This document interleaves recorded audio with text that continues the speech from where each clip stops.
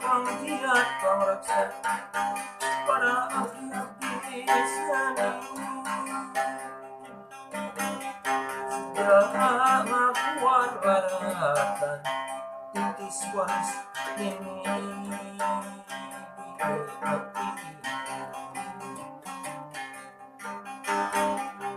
bahatkeun jalan larangan kakampian kesahan mandi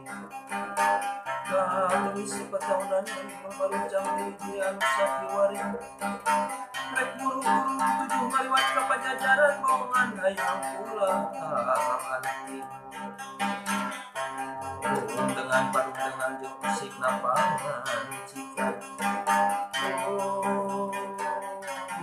satu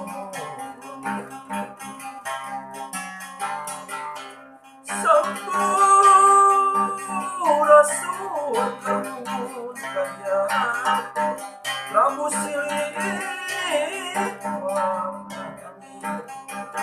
nomor badi pajajaran pangauban sewesiwi gelar di tatar Sunda muga nebarkeun wae